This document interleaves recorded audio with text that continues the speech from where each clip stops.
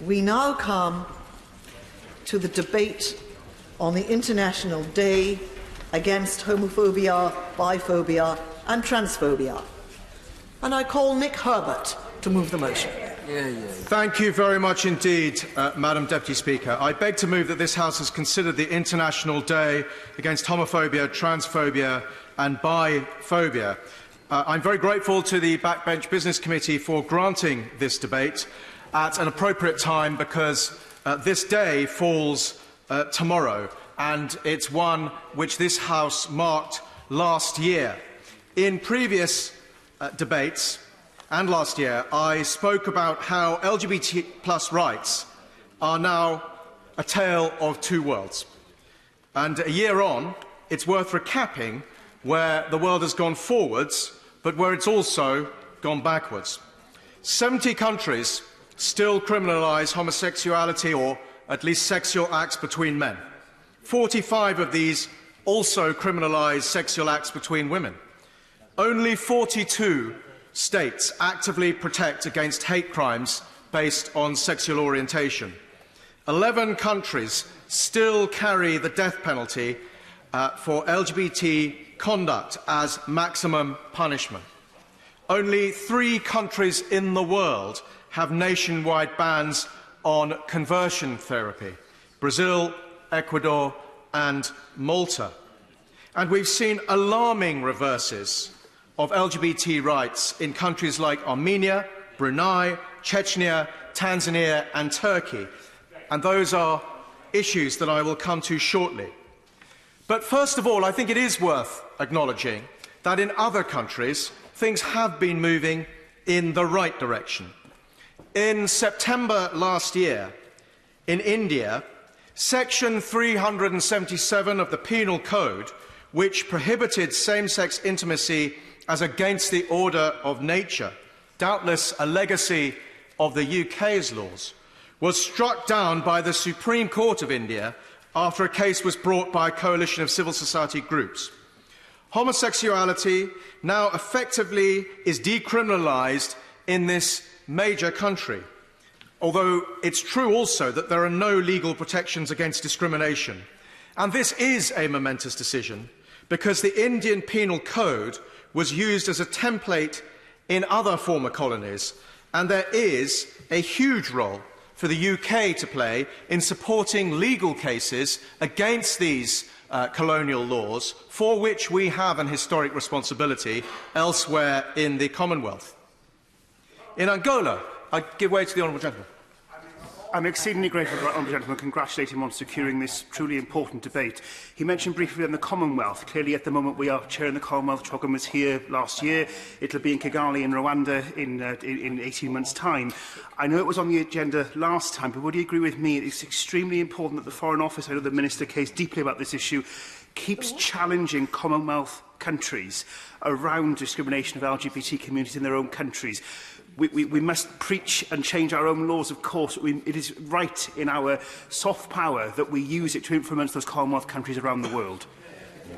I agree with every word the Honourable Gentleman said, and the UK can play an important role in this respect. The Prime Minister said the right things at the Commonwealth Heads of Government meeting last year, is following through with funding that the Minister will no doubt tell us about, and is supporting action in this area, and we must continue to encourage the Government to pursue that. In Angola, a new penal code was adopted in January of this year to replace the Portuguese legacy colonial penal code, and that removed vices against nature, a law which criminalised same-sex activity. And legislation also adopted broad new legal protections, banning discrimination on the basis of sexual orientation in employment and offering services to LGBT people. In March this year, the Kenyan Court of Appeal ruled that an LGBT NGO could be registered on the grounds that registration was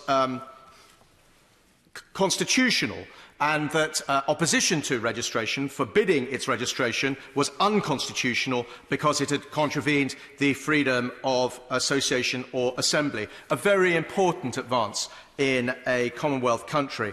And similarly, a court ruling on decriminalisation is anticipated in Botswana next month.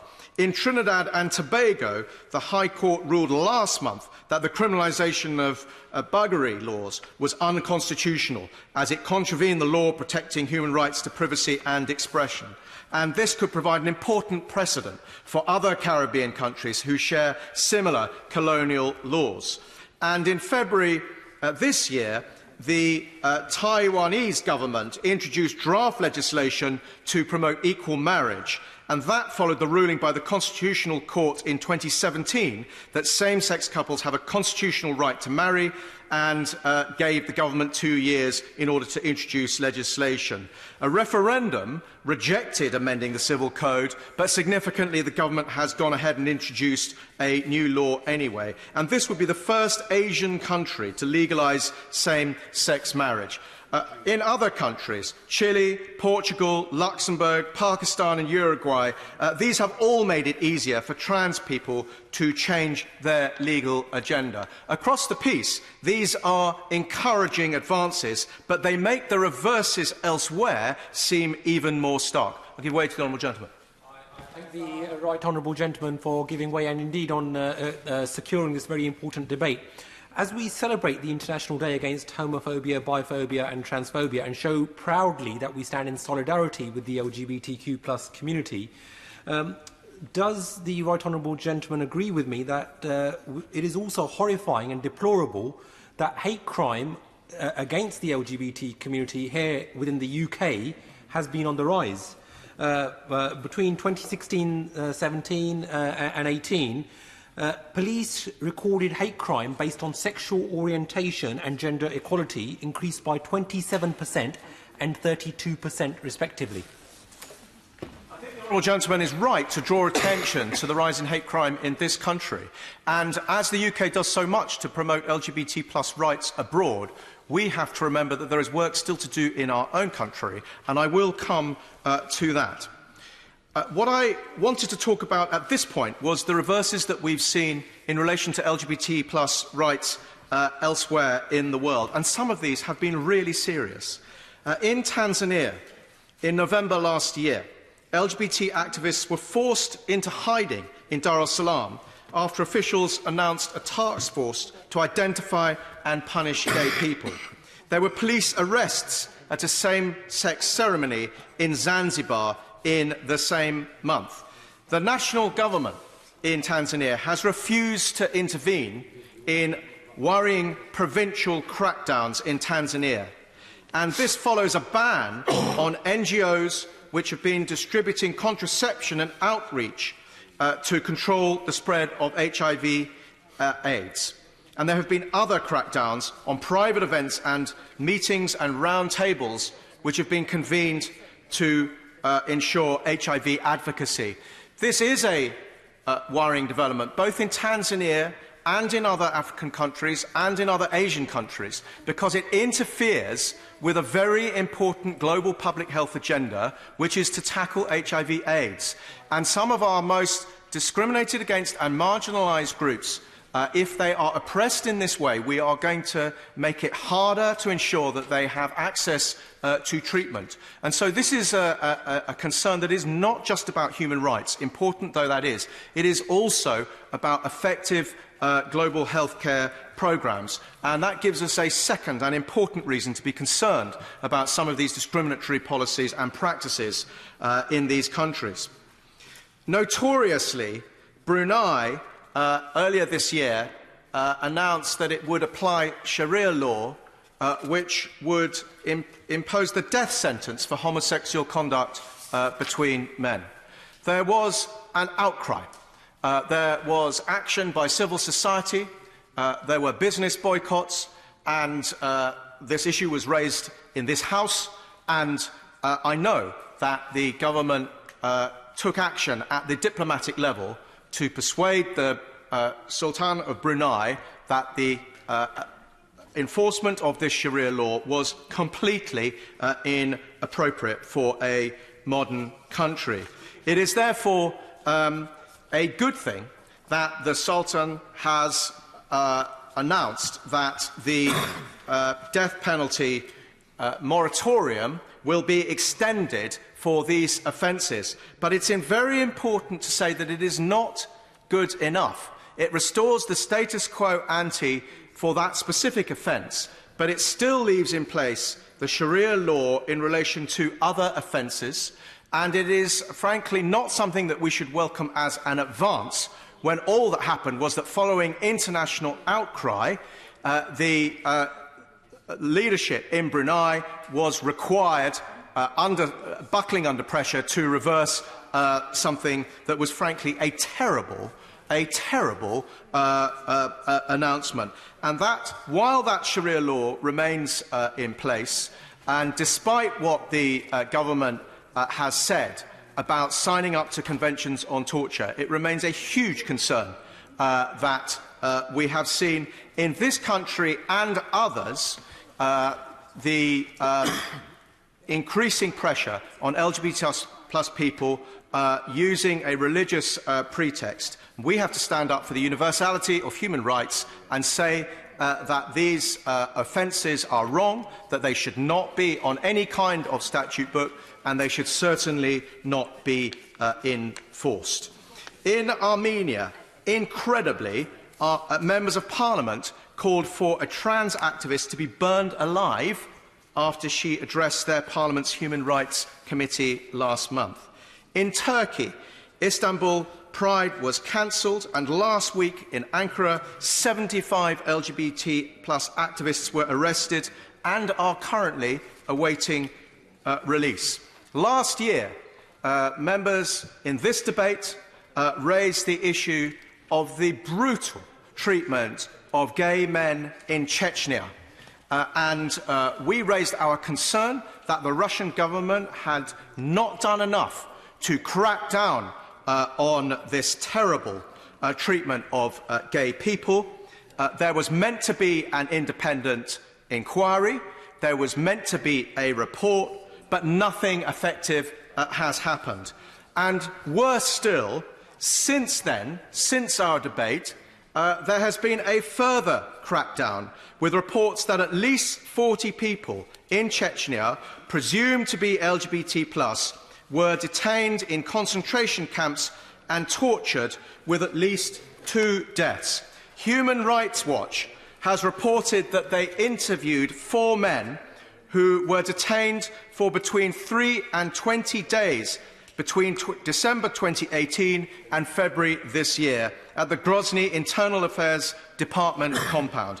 Police officials there kicked them with booted feet, beat them with sticks and polypropylene pipes, and tortured 3 of the 4 with electric shocks. 1 man was raped with a stick. There have even been murders of gay men by the authorities in Chechnya. What has the Russian government done to condemn this activity and to assure the global community that such activity will not be permitted in the state for which it has responsibility in future? Russia is a member of the European Council. It is a signatory to the European Convention on Human Rights. It is absolutely intolerable that this country should permit this brutal treatment of any section of the community, of any minority, in a state for which it has responsibility. And the message must go from this House loud and clear to the Russian government that we will not accept these egregious breaches of human rights, and we and the global community will hold the Russian government to account, and we will not stop raising this issue until they themselves do something about it. I give way again to the Honourable Gentleman. I thank the Right Honourable Gentleman for having raised that, because just as he has done, excellent organisations such as Stonewall have been highlighting what has been going on in Chechnya for the last 3 years. And does he agree with me that it is good that our government is condemning, but the UK government must continue to pressure the Russian authorities in calling for an immediate end to these atrocities, but also to join in the demand for an independent investigation? Yes, I agree with the honourable gentleman. There needs to be an independent investigation of these terrible atrocities. I will come to the end of what I want to say shortly, because I know that many honourable members on either side wish to speak. But let me just make a fraction more progress, if I may, if my honourable friend will allow. I just want to say two further key things. Firstly, in terms of how we respond, I will leave it to the Minister to set out the many ways in which the government has used the resources that it has of soft power and indeed of funding to ensure that groups around the world can promote LGBT+ rights. We must commend the government for doing this, and we must ensure that this funding is sustained. Few countries in the world are in a stronger position than the United Kingdom because of our own record on human rights, because of what we have achieved in our own country, because of the soft power that we are able to exercise globally and in organisations like the Commonwealth to promote LGBT rights on the world stage. And I congratulate the government for taking many initiatives in this respect, but these must be sustained.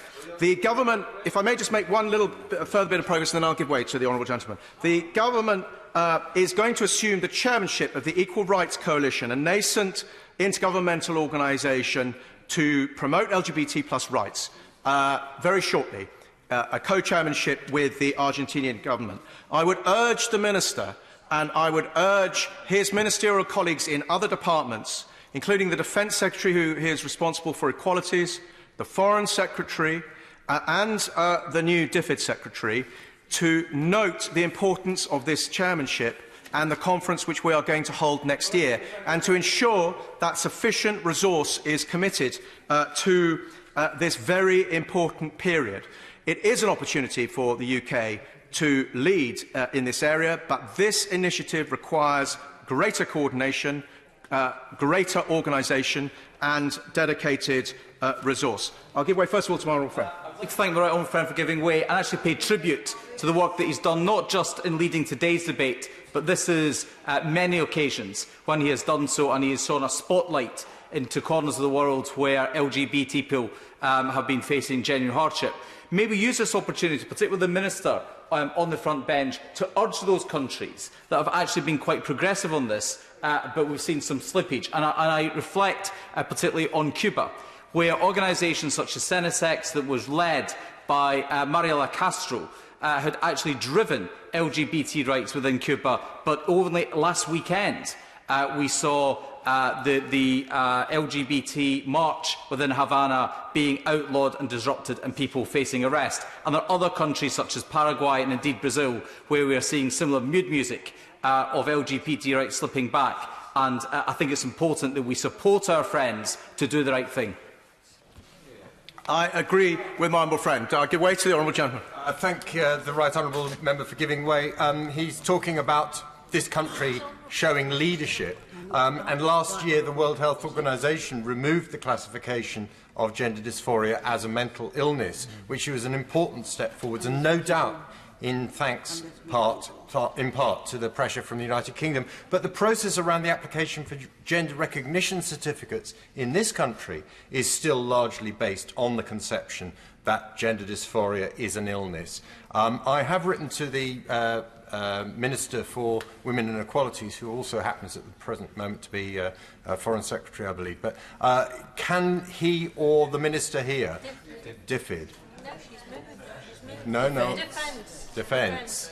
I lose track. I do apologise, Madam Deputy Leader. I lose track of who's who, as I'm sure they do as well. But will we see movement on this to make sure that we really are doing the right thing here, as well as following World Health Organization rules? Well, through his intervention to me, the honourable gentleman has made his point to the government, and I'm sure the government will reply. But the broader point is right. In order to lead on the world stage, we have to ensure that our domestic agenda is fully complete. And there are still outstanding issues in relation to trans equality. There are still issues in relation to ensuring that education is genuinely LGBT inclusive. There are issues relating to asylum for LGBT plus people. There are intersex issues where a response to a consultation is awaited. And most obviously, there is still Northern Ireland's failure to introduce equal marriage, in spite of strong public support for that in Northern Ireland. All of those things need completing as well. None of this is for governments alone, though the UK government's role is vital. It is also for business and for civil society and for NGOs to play their part. And I congratulate the work of all of the NGOs that are engaged in promoting LGBT rights, both here in the UK and globally, and the All-Party Parliamentary Group on Global LGBT Rights, which I have the honour to chair, will continue to work with them. We have, Madam Deputy Speaker, a common objective, and it was very well expressed by the Prime Minister in her foreword to the LGBTI action plan that the UK published last year. She said that she wanted to make the UK a country where no one feels the need to hide who they are or who they love, and that should be our ambition for the world as well.